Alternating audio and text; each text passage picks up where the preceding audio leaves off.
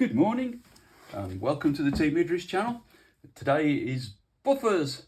I had buffers on the ride-along truck that goes behind this, and they had ports on the back that went to a little jam jar. There's a video down my channel somewhere, it's probably about 3 years ago, and they were good, but I wanted one that was a bit more buffery, a bit more modern. So here is the buffer that I used to have on. Just a thing just to run things into, not really a buffer, just a bang you into thing. So I bored the buffer beam 20mm, so this back, what do you call it, a boss? And the reason for that is that to get enough spring movement, I needed the spring to be kind of stuck into the engine to get enough movement. So if you have watched the other video, you will know this part, which is the piston with flutes in it. And I've gone away from that this time. On these buffers, it's got two holes drilled in it, one to let oil in and one to let oil out. And this hole is 2.5mm diameter, and that's like my shock absorber rate. So loaded in the same way. Another improvement is a carrier bearing on the outside there, just so the piston isn't doing all the work and the new pistons are shorter. And then just the same 22 by 14mm seal goes onto the shaft, then the brass,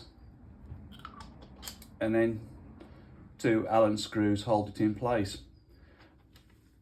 Buffer disc screws on the outside, get it tight, grind it off flush. So I'm quite pleased with them.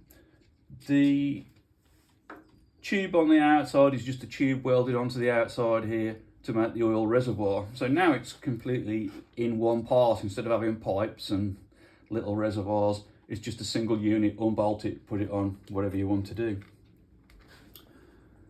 The spring is much stiffer. That's well stuck in there. This spring is much stiffer than the ones in the other buffers, because this one was a bit more about running into things. The ones on the riding truck were kind of for a bit of fun, just to say, hey look, I've got proper hydraulic buffers. These ones work a bit better in that they move quite freely, which is great. That's like a real buffer. But when you hit them, they are proper solid, because I am trying to shove that oil down through that small hole in the bottom and into this reservoir. There's the little fillers.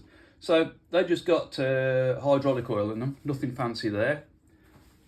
I think that's about it. That's all I can really say. Two screws holding the brass thing in. I think I've covered it. It's just a different version of a buffer, but not too bad to make. The reason this one's spare is because I accidentally bored it 22.1.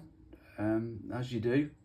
The main trick I found for getting these smoother is to put the boring bar in there and do your final cut pulling outwards. Then you're not fighting the swarf getting into the bottom. They're 45mm deep, gives them an operating range of about 20mm. And bleeding, I bled the ones on the front, I haven't bothered with the back ones, and they do seem to self-bleed. So yeah, hydraulic buffers. They come out scale-wise about a foot round, and these discs are 50mm 2-inch. So a good sized buffer for a shunter. Yeah, so that's how far I've got with Red Train messing around the last month. Thank you very much for watching.